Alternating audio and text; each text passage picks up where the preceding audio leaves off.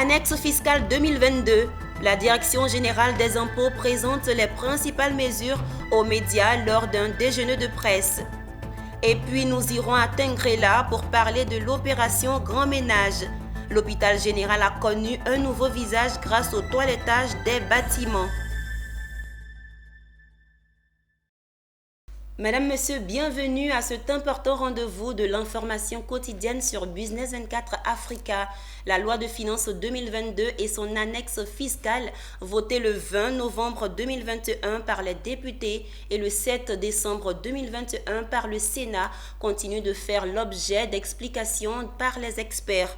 Le vendredi 7 janvier 2022, le directeur général des impôts a expliqué au cours d'un petit déjeuner de presse avec tous les médias quelques dispositions de l'annexe fiscale à la loi de finances portant budget de l'État pour l'année 2022, entrée en vigueur le 4 janvier dernier. Le point avec Pierre Tebeu et Ismaël Doza. Ouattara Abou, directeur général des impôts de Côte d'Ivoire, a choisi pour ce traditionnel petit déjeuner de presse de présentation de l'annexe fiscale 9 dispositions essentielles sur les 25 articles que compte l'annexe fiscale 2022. Le directeur général des impôts face à la presse souligne qu'au nombre des mesures adoptées au titre de l'annexe fiscale 2022, l'on compte l'aménagement des dispositions relatives à la réforme de la fiscalité applicable aux petites et moyennes entreprises, en particulier celles concernant les contribuables soumis au régime des micro-entreprises et la mise en place d'un crédit d'impôt annuel au profit des entreprises, concluant un contrat stage de qualification ou d'expérience professionnelle. Il précise par ailleurs que l'annexe fiscale 2022 prévoit aussi la prolongation de la durée de validité de l'attestation de régime fiscal en matière d'acompte d'impôt sur le revenu du secteur informel qui passe d'1 à 3 ans, des mesures fiscales en faveur de la micro-assurance, l'institution d'une taxe sur la communication audiovisuelle, l'institution d'une disposition relative aux droits d'assises. L'annexe fiscale 2022 et les grandes orientations du gouvernement à travers cet outil budgétaire sont adossées au plan national de développement PND 2021-2025. Vous avez vu à travers certaines mesures que le message et la volonté de son Excellence, Monsieur le Président de la République, ont été traduites dans les dispositions de l'annexe fiscale. Dans le squelette, je vous ai parlé de la transformation structurelle de l'économie. Et vous avez vu les dispositions que nous avons prises pour accompagner cette transformation de l'économie. Vous avez également vu des dispositions qui ont trait à l'emploi et à la lutte contre la pauvreté. Le directeur général des impôts n'a pas manqué de relever l'une des particularités introduites dans cette annexe fiscale 2022. L'une des particularités, c'est toujours le prolongement. Je vous ai parlé aujourd'hui de la taxation de la noix de cajou brute qui sort. Vous n'avez pas posé la question. J'ai dû moi-même susciter la question. Je vous ai dit, pourquoi est-ce qu'on taxe la noix de cajou qui sort brute? Mais parce que la transformation structurelle dont on parle là, ça commence par ça. Il faut que notre pays transforme ce que nous produisons. Nous allons avoir beaucoup plus de valeur ajoutée et ça va accroître la richesse et de nos parents producteurs et du pays tout entier. Enfin, bonne nouvelle, il a rassuré toute la presse que l'année 2022 devrait, selon des projections des analystes, être une année sous des meilleurs auspices pour la Côte d'Ivoire, malgré le contexte sanitaire préoccupant. Notons que l'annexe fiscale 2022, dont il est question ici, est entrée en vigueur depuis le 4 janvier 2022. Une page de religion à présent dans cette édition. Les responsables et membres du ministère du Christ vivant MCV ont procédé à Bonois dans la région du sud Comoé, localité située à 60 km d'Abidjan, à la présentation de la maquette de leur nouveau siège. Il s'agit de la construction d'un campus pour abriter les camps de prière, de délivrance et de retraite spirituelle ouverts à tous. Les responsables du ministère du Christ vivant MCV ont rêvé grand. Ici sortira des terres dans les prochains mois le nouveau visage du ministère du Christ vivant. Il s'agit de 4 bâtiments construits en R+6 avec des dortoirs pour visiteurs, des appartements et un temple pour la prière. 2 voies d'entrée bitumées à partir de la voie principale permettront aux invités de rejoindre le nouveau siège.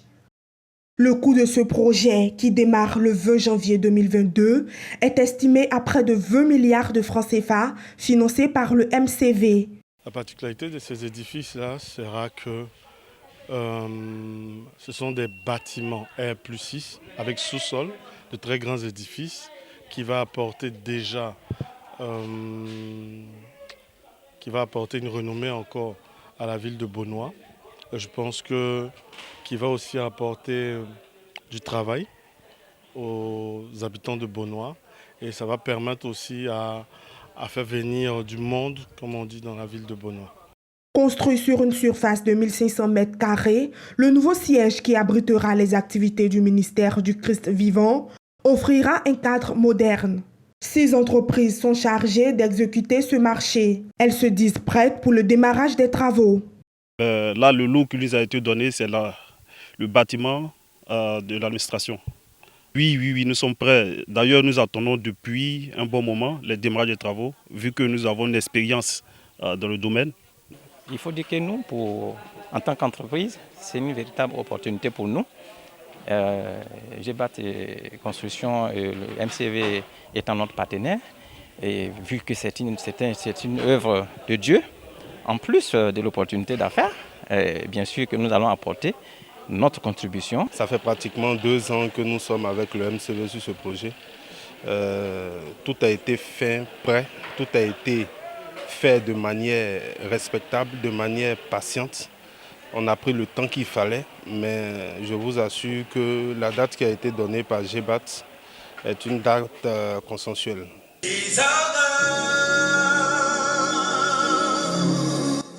Pour les responsables du ministère du Christ vivant, la construction de nouveaux camps de prière s'imposait, surtout après les décennies d'activité. C'est plus que nécessaire, même plus que Dieu a un temps pour tout. C'est plus que nécessaire. J'ai failli dire même dans le passé, mais Dieu n'est pas dans le passé, il est dans le présent. Donc c'est nécessaire pour le moment. Pour les autorités, l'implantation du nouveau siège du MCV ici à Bonois créera non seulement de l'emploi, mais donnera un nouveau visage à la ville. Le ministère du Christ vivant est membre de la Fédération évangélique de Côte d'Ivoire. Il s'agit d'un regroupement de plus de 70 dénominations ou églises, missions et œuvres.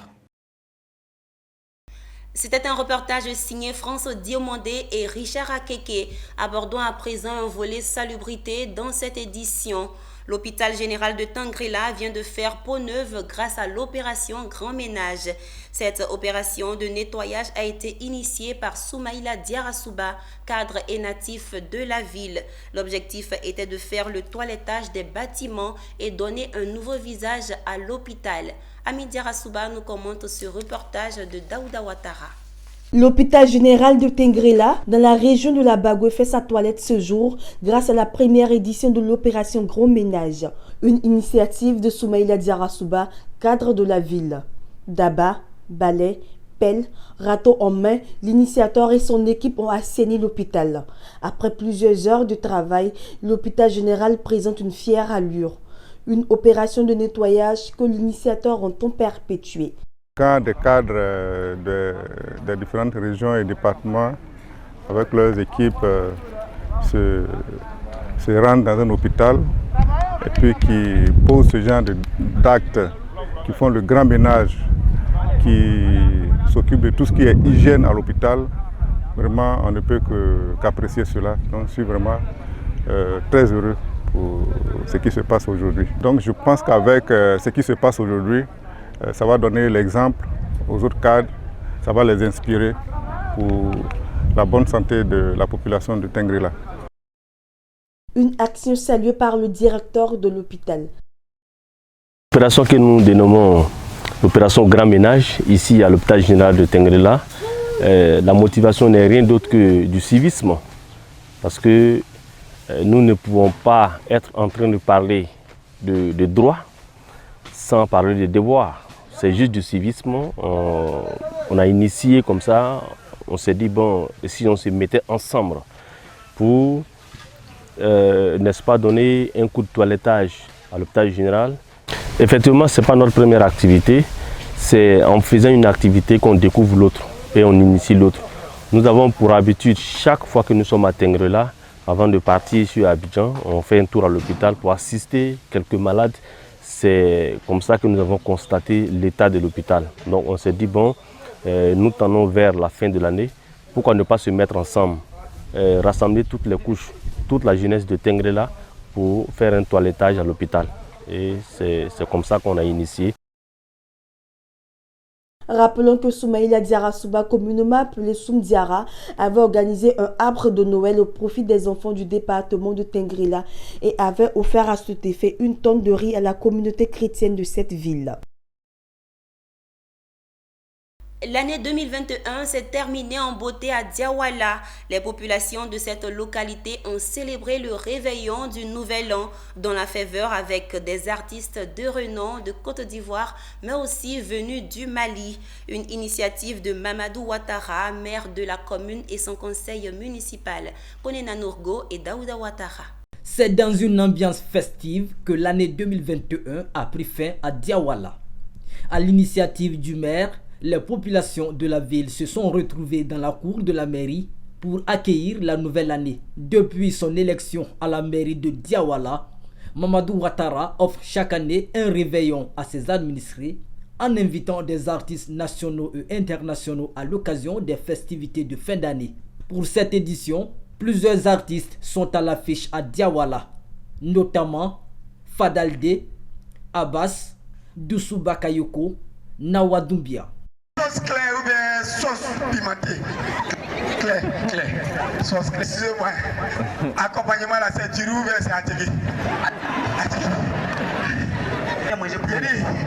C'était après. Mamadou Ouattara, maire de la commune de Diawala, a saisi l'occasion pour inviter les populations à l'union, la cohésion sociale et à la paix, gage d'un développement durable.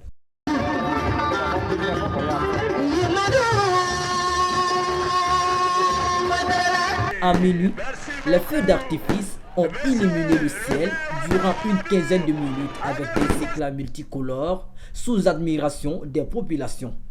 Rappelons qu'à l'occasion de la fête de Noël, le maire avait offert plus de 700 cadeaux aux enfants de la commune. Rendons-nous à Boaké, au centre de la Côte d'Ivoire. L'AIBF, entendez, Association ivoirienne pour le bien-être familial, et ses partenaires l'UNFPA et COICA soulagent les femmes guéries de la fistule obstétricale. Ces exporteuses de la maladie dite de la honte ont reçu des kits AGR, activités génératrices de revenus, pour leur permettre de se réinsérer au sein de la communauté. Emmanuel Bonzo et Marie-Christelle Zogueyi. Marginalisées puis rejetées, ces femmes exporteuses de la fistule obstétricale ont aujourd'hui le sourire. Guéries de cette maladie dite de la honte, grâce à l'AIBF, elles bénéficient également d'accompagnement afin de reprendre goût à la vie. À cet effet, elles reçoivent des kits AGR, activités génératrices de revenus, pour une réintégration au sein de leur communauté et dans la société. J'étais victime de la maladie de fistule. Dieu merci, aujourd'hui ça va. Ça va très bien, je me porte bien, il n'y a pas de problème. Vraiment, je dis merci à l'ONG, aux gens de l'AIBF qui nous a offert un don pour pouvoir faire un métier essentiel. Et merci à l'AIBF pour tout le soutien moral, physique, matériel qu'il nous a offert. Je lui dis merci. Que Dieu donne vraiment longue vie et bonne santé à tous ceux qui travaillent à l'IBF et qui soutiennent les malades comme nous. Dans son combat pour aider ces femmes, l'association ivoirienne pour le bien-être bénéficie de l'appui de l'Agence coréenne de coopération internationale (COICA) et de l'UNFPA. Grâce à ses partenaires, la IBF permet à ses exporteuses de la fistule de recevoir des kits AGR pour les aider à exercer un commerce ou la couture. Les kits sont donc composés de pagnes, d'ustensiles de cuisine, de machines à coudre et bien d'autres articles. Des activités qu'elles doivent pratiquer avec beaucoup de rigueur et de sérieux selon la représentante du maire de Boaké. C'est une grande joie de savoir que nos administrés ont des gens qui se soucient d'eux en dehors de la mairie. Et vraiment un clin d'œil aux partenaires techniques et financiers qui ne ménagent aucun effort pour venir en aide à la population. Et qui dit femmes, dit toute la communauté, toutes les femmes ici qui ont bénéficié de ces dons. Pour une gestion efficace de leur nouvelle vie, ces femmes bénéficiaires des kits AGR ont été formées aux bonnes pratiques de leurs activités. Par cette action de soutien et d'accompagnement, l'antenne AIBF de Boaké ne veut abandonner aucune victime de la fistule obstétricale, qui est une déchirure entre le vagin et la vessie ou le rectum, ayant pour conséquence une incontinence permanente, source d'exclusion au sein de la société. En image à présent, le Sénégal attend son premier baril de pétrole en 2023 pour des réserves estimées à environ 630 millions de barils sur le seul champ de Sangomar. Les acteurs de la pêche artisanale ne semblent pas emballés par l'exploitation des champs pétroliers et gaziers découverts en haute mer. Certains aspects des activités pétro-gazières peuvent constituer de véritables sources de pression pour leur secteur selon l'initiative prospective agricole et rurale. C'est la fin de ce journal. Merci de nous avoir suivis. Bonne suite de programmes sur la télé utile Business 24 Africa.